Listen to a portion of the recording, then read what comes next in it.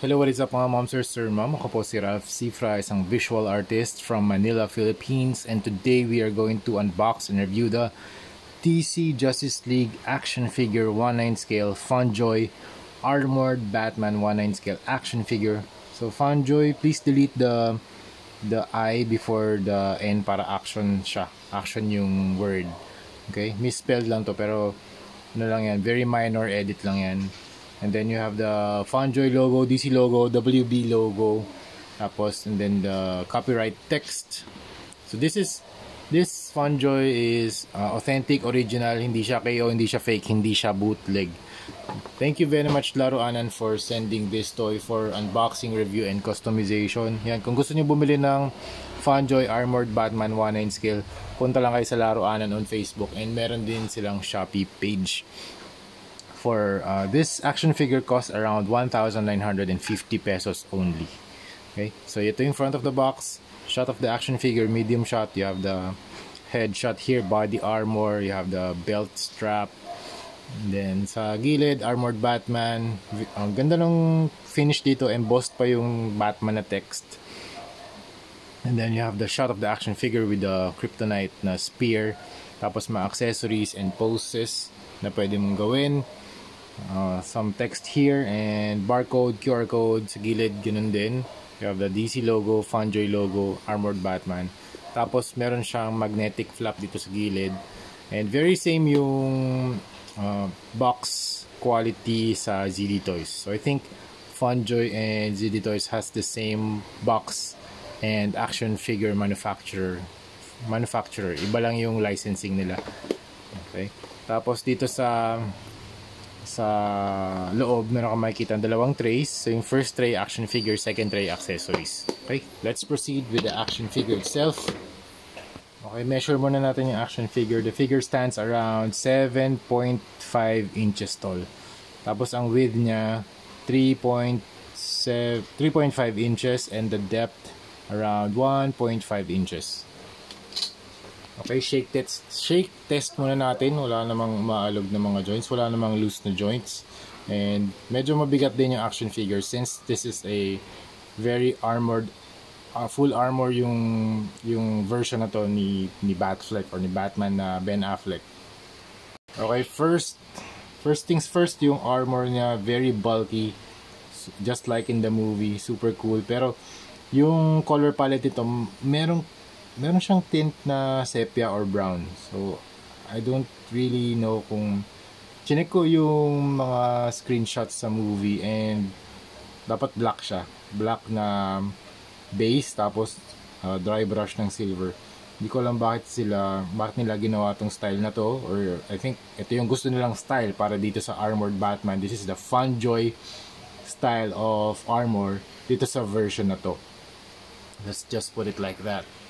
Kasi syempre, meron mga sarili-sariling vision kung ano yung gusto nilang design or color palette para dito sa Armored Batman na action figure.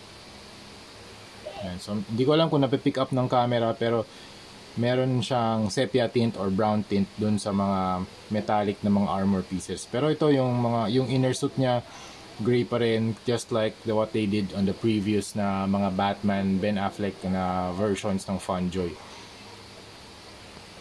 Okay, so start tayo sa head. Yung kanyang yung eyes niya color white and wala siyang LED, hindi LED version. Tapos yung mouse plate niya, meron siyang extra mouse plate dito na pwede natin palitan mamaya. Okay. Tapos meron mga scratches dito and mga minor scratches or weathering, pero wala siyang wash. Okay. Dry brush, I think dry brush lang in-apply nila dito for the metallic finish. Ay, hindi pala, yung plastic na ginamit nila dito is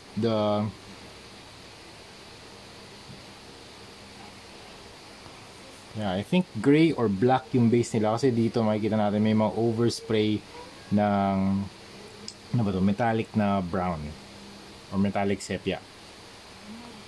Or meron itong kapareho, Yanmar Bronze. Yun yung name ng ginagamit naming spray paint dati, Yanmar Bronze. Parang malapit dito yung shade. Dito merong overspray. So I think yung base, yung plastic na ginamit dito, yung colored plastic ay either gray or black. Tapos pinaint nila to, itong mga sections na to. Yun, may mga overspray. Pero ang ganda rin ng anong pagka-metallic nila. Akala ko default na ano to, na plastic. Pero meron lang QC issues dito. Hindi ko alam kung meron siyang glossy version dito. Baka dumikit yung cape. I don't know. Very nice cowl design. Ang ganda ng ganda ng shape. And you have the short ears, pointed nose, open mouth, very bulky shoulder or chest armor rather. Ito yung shoulder armor niya. May mga scratches din. Gusto ko yung mga scratches na ganito. Kasi meron siyang level of weathering. And also kapag kinostomize natin to, ang gagawin natin, i-flat block natin lahat. And tapos ito dry brush natin. Also, you have the stomach armor plates 1, 2, 3. Tapos meron siyang utility belt na 1. Meron siyang pouches 1, 2, 3, 4, 5, 6 pouches and 1 buckle. Yun, wala na sa likod. Ito naman yung likod. Yung likod niya, medyo ito natatanggalan din. Madali lang matanggal yung belt. Tapos ilagyan ko na lang din ng blue tack para hindi mo na siya matanggal sa review. Pero kapag i-custom na natin, tatanggalin natin yan. And kapag ibabalik na natin, gagamit na tayo ng glue gun para hindi siya humiwalay. Okay, tapos ito rin yung likod niya. May mga armor plates din. Konting mga overspray lang din. Tapos yung kanyang mga sharp areas or sections dito sa kanyang gauntlet, it is color gold. Same gold na ginamit nila dito sa utility belt. Yung gold nila dito medyo saturated. Mas merong siyang yellow tone. Hindi siya cool. Nasa warm tone yung gold. And then, ito yung kanyang crotch piece. Tapos, meron din siyang inner suit. Ang ganda ng integration ng inner suit dito. Meron texture. Tapos, yung armor plates, very heavy on... Para siyang mabigat kasi nga metallic yung finish. And meron din siyang mga armor paddings dito na color black just for extra protection. Okay. Tapos, meron din siyang mga kamay na merong armor plates. Same with the knees and very heavy boots. Grabe lupit. Ganda. Tapos meron din siyang mga spikes dito sa legs. And look at that. Ganda ng spike design dito sa kanyang boots. Hindi naman nakakatusok pero ganda lang din ng design detail na ginawa nila dito for the extra grip sa kanyang paa. Okay, for articulation, also nga pala yung cape niya is a wired cape na. Merong wire dito sa dulo. So you can do some poses with the cape. Articulation up, down, ikot, 360. Okay. Tilt. Okay. Tilt pwede rin. Oh, nice tilt. Okay. Tapos shoulders can move up. Teka. Pwede bang maangat to? Wait lang ah. Oh, pwede. Okay. Cool. 360, pwede rin. Okay. Rotation, arm rotation, and also 90 degrees lang yung kanyang elbow rotation kasi na-hinder na nitong armor pad na to yung articulation na. Ayan, tumatama na. Okay, tapos sa kanyang chest, meron din cut dito sa upper torso. So you can bend, ab crunch, and stretch. Meron din dito. Okay, I think you can do it 360. Yes. Yep, pwede. I think pwede yan. Tapos yung kanyang hips, you can pull down, kick, and double jointed na knees. More than, I think this is more than 90. Mga 92 degrees. Kasi malapad din mga kanyang armor design. So hindi siya makaka-bend masyado. Okay? Tapos dito sa paa, wala siyang toe articulation pero I think nasa ball joint. Wait lang ah. Yeah, I think this is a ball joint. Yep, ball joint naman yung paa. Okay. Sa accessories, meron siyang grappling gun. Meron siyang extra face plate. Meron siyang smoke bomb. Yung kryptonite bullet, ito yung open and then another one is closed. Also have alt hands 1, 2, 3, 4, 5 5 na alt hands. Tapos, meron siyang grenade launcher. And they also have the Kryptonite Spear.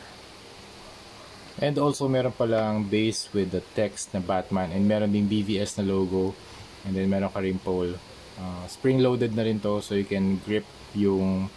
You will have a better grip sa action figure for display purposes. Yung mga dynamic poses na. And, ito na yung ating final na pose for this video.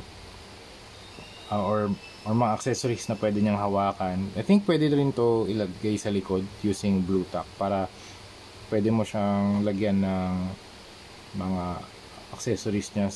Pwede niyang ipahawak to sa kanyang left hand. And also, I think you can do something like this. I think pwede mo lagyan ng blue tack dito para full armor talaga yung suit niya. Pwede niya lang labanan si Superman. This is very nice.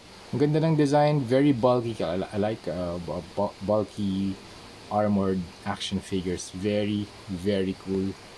Yeah, for 1,950 only, you can get the FunJoy 1/9 scale Batman 7.5 inch tall na armored Batman action figure, fully poseable, and marami pa accessories. Yan. Punta lang kayo sa Laruanan on Facebook para makabili kayo nito. Meron din silang Shopee page. So you can try to check out yung Batman na armored Batman from FunJoy. Okay? So that's it. Magkakaroon pa tayo ng mga unboxing and review ng McFarlane Toys. Tingnan natin kung ano mas maganda sa kanilang dalawa. So let's see. Okay? So yun, thank you very much for watching and see you sa next video. Bye-bye!